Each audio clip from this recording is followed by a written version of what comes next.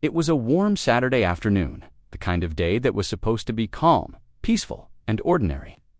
The lake breeze rolled in through the open windows of our cabin, carrying the faint sound of kids laughing outside.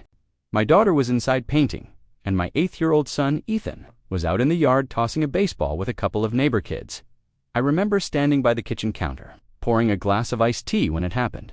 That sound, that sickening, heavy crack, it didn't sound like a ball hitting a bat. It sounded like a bat hitting something else, something soft, something that shouldn't be hit. The laughter outside stopped. I dropped the glass. It shattered across the floor. And I was already sprinting for the door before I even realized I was moving. And there he was. My son was on the ground, his little hands clutching the side of his head, blood already seeping between his fingers. His eyes were wide, not from pain at first, but from shock. Standing over him, gripping a wooden baseball bat, was Karen's 13-year-old boy, Logan. His face was twisted, not scared, not sorry, but almost smug, like he'd just proven a point. What the hell happened? I shouted, my voice already shaking with a rage I was trying to contain. But before Logan could even speak, before my son could even move, I heard that voice, that shrill, condescending voice that every neighbor knew too well. At my son, Karen came storming up from her yard, her blonde hair whipping in the wind, sunglasses perched on her head like a crown. Ethan started it. He was being rude, and Logan was defending himself. Defending himself? From my 8-year-old, with a bat. I dropped to my knees next to Ethan, trying to keep my voice steady as I spoke to him. Buddy, look at me. Can you? Hear me, stay with me.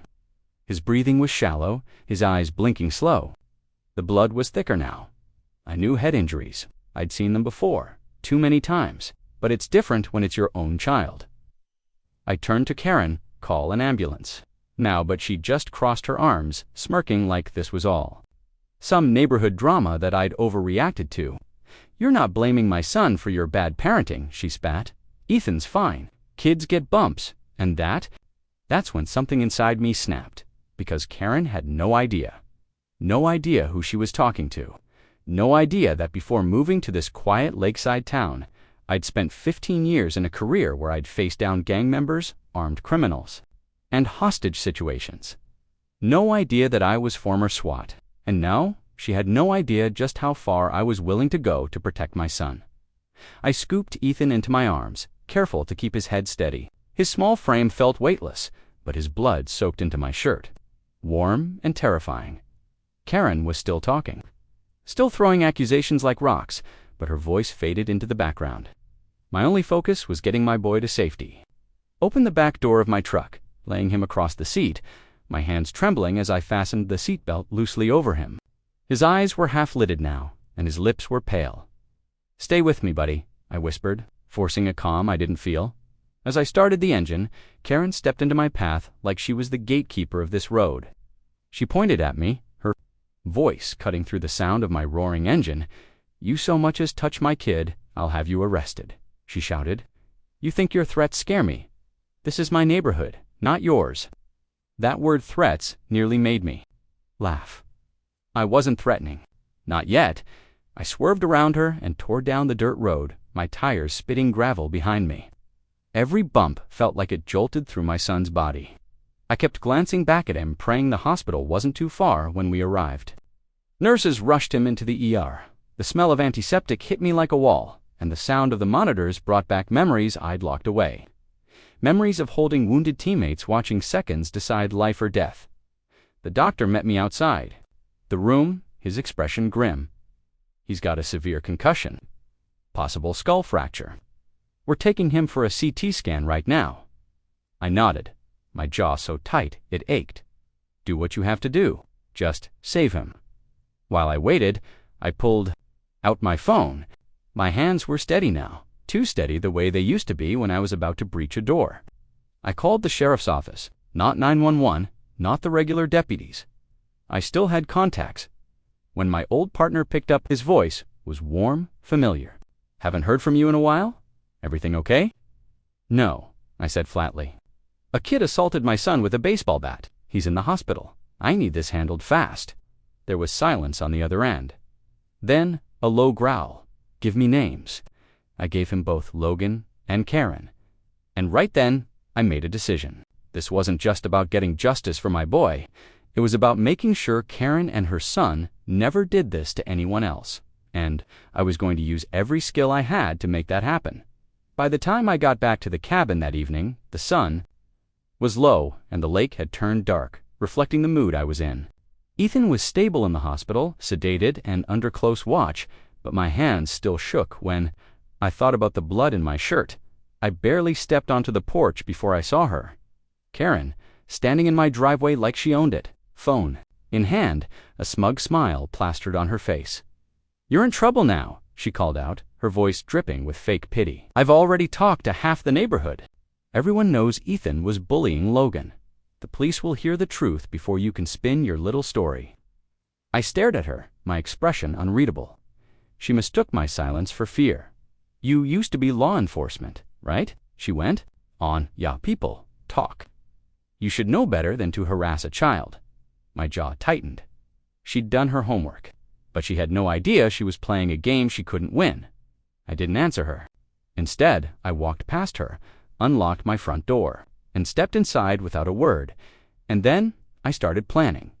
First, I called my old partner again. She's spreading a false narrative. "I want it documented." "Every word she said, already on it," he replied. "We'll take statements, and I might be able to get a copy of Logan's juvenile record. Let's see what we're working with." Then I pulled out my old black duffel bag from the hall closet. Inside were relics from another life: a DSLR camera with a long lens, a small audio recorder, a drone. Tools I'd used before to gather intelligence in tight situations. If Karen wanted a war of words, I'd turn it into a war of evidence. Over the next 2 days, I stayed quiet. I watched, I listened. Karen couldn't help. Herself, she was loud, dramatic, and reckless. I caught her on camera bragging to another neighbor that Logan taught that little brat a lesson. I recorded her telling someone she wouldn't care if he had to get a few stitches. Every word was fuel for what I was building, but it wasn't until the third night, when I flew the drone over her backyard, that I saw something that made my blood run cold. There, behind her shed, leaning against the fence, was the same wooden bat, still streaked with dried blood, unwashed, untouched. The next morning, I was at the sheriff's office before sunrise. My old partner met me at the side entrance, away from prying eyes. I handed him the memory card from my camera, the audio recordings, and still shots from the drone footage. He scrolled through the images, his face hardening. "You've got her. This isn't just assault. This is willful neglect to report a violent offense. And that bat, that's your smoking gun." "I want it done right," I said. "No mistakes, no technicalities she can wiggle out of." He nodded. "Leave it to me. But when we move in, it's going to make noise." "Are you ready for that?" I almost laughed. Noise didn't scare me. Silence did by late afternoon. Karen was in full performance mode, strutting around the street with her sunglasses on, laughing loudly with 2 other neighbors. She thought she'd already won. That's when the 2 unmarked SUVs rolled in. Deputies stepped out. My partner among them, Karen Miller, he called out. She turned, her smile faltering. "You're under investigation for obstruction of justice, evidence tampering, and making false statements to law enforcement." The street went dead quiet. Karen laughed, high-pitched and shaky. "What? This is ridiculous. I didn't do anything." My partner motioned to one of the deputies, who retrieved a clear evidence bag from the SUV. Inside it was the bat, her face drained of color. "Where did you?" she started, but my partner cut her off. "Doesn't matter. What matters is that this is physical evidence from an assault you tried to cover up. You can come with us quietly, or we can cuff you here in front of your neighbors." The 2 women she'd been gossiping with slowly stepped back, their eyes darting between her and the deputies. Karen's voice broke.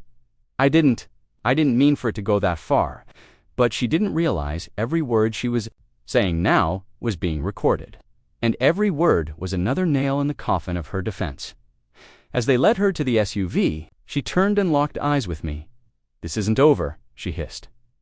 I stepped forward, my voice calm but cold. "You're right, it's not, because next I'm going after your son." The door slammed shut, and the SUV pulled away. But I knew Karen well enough to understand one thing. She wasn't going to go down without taking one last shot, and that last shot was coming soon. And that's when I knew Karen had just given me the weapon that was going to take her down. Whoa, days after Karen's arrest, the neighborhood felt different. Quieter, but I knew her type. The kind that thrived on control. The kind that, even behind bars for a short time, would be scheming her way back into the game.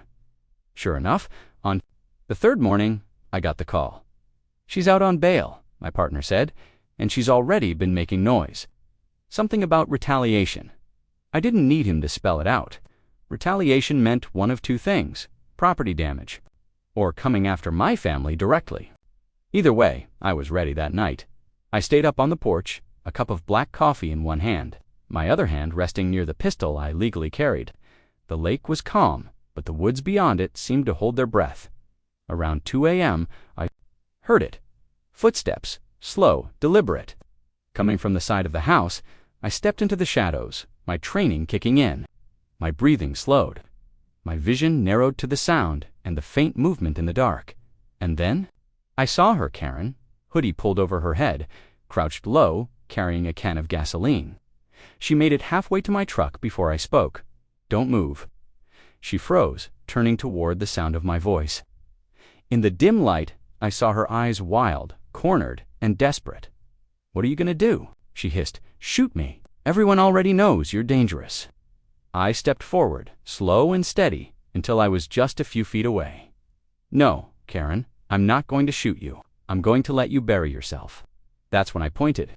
Up at the roofline, at the small, blinking red light, her eyes followed it. Realization hit her like a blow. "Security cameras," I said. "High definition, audio. Every step you took tonight is already uploaded to 3 different servers. The sheriff's office has a live feed. So go ahead, pour it, light it, make my case stronger." She dropped the can. Her breathing came. Fast now, almost panting. You set me up." I almost smiled. "No, Karen, you set yourself up. I just made sure the world saw it." Within minutes, headlights swept up the driveway. 2 deputies, my partner among them.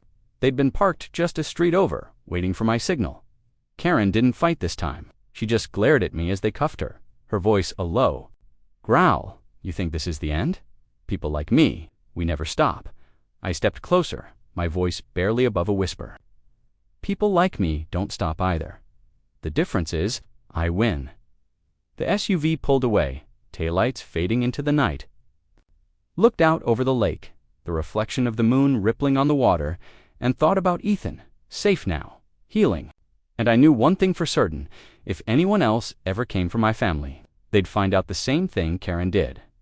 I may not wear the SWAT uniform anymore, but I never stopped being SWAT. Let me know your thoughts in the comments below.